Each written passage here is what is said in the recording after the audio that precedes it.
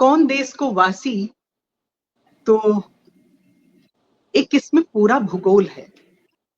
यहाँ रिश्ते नाते हैं, यहाँ देश विदेश है, माता पिता हैं, बच्चे हैं, ननद भाभी हैं, सास बहू हैं, माँ बेटी हैं, बॉस हैं, कलीग्स हैं, देश और विदेश में जमे हुए नागरिक हैं, अमेरिका में जो कानूनी रूप से रह रहे हैं और जो गैर कानूनी रूप से रह रहे हैं, शादी ब्याह है, अवसाद है, उदासी है, लेकिन अंत में उगता हुआ एक उजास भी है।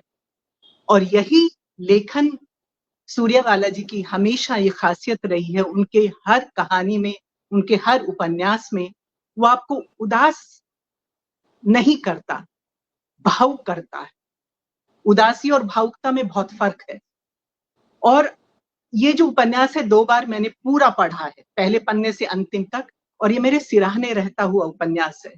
और मैं कोई भी पन्ना कभी भी पढ़ लेती हूँ, जैसे एक बोधि वृक्ष होता है ना, उसके नीचे बैठकर आप ज्ञान प्राप्त करते हैं, ऐसे ही एक किताब होती है, एक उस तरह का उपन्यास होता है जिसके पात्र आपको ज्ञान देते हैं, जिसके पात्र आपको हाथ पकड़ते हैं, जिसके पात्र आपको जगह जगह दिखाते हैं कि अगर ऐसी स्थिति है तो इससे कैसे निपटा जाए।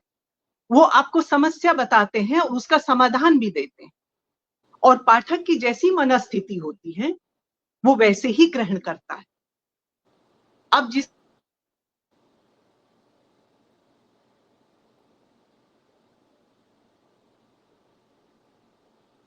सबको बता दिया है और पूरी कहानी लगभग उसने समेट दी है। कहाँ से शुरुआत होती है, बेटा जाता है विदेश में, अमेरिका में, और कैसे वहां पे उसका अपना संघर्ष है। 2 संस्कृतियों का टकराव है, मैं नहीं कहूंगी।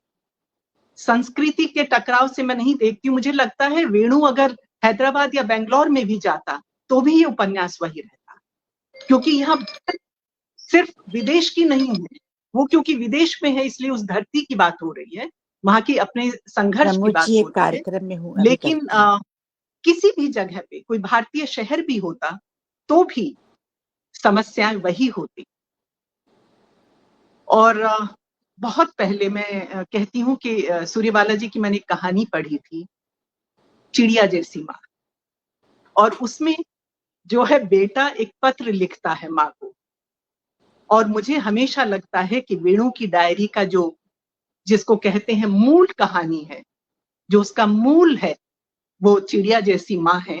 और ये मैं इसको माँ की डायरी कहती हूँ, वेणु की डायरी नहीं कहती, क्योंकि माँ की स्मृतियों का पिटारा है। स्मृतियां जो हमें सींचती भी हैं और हमें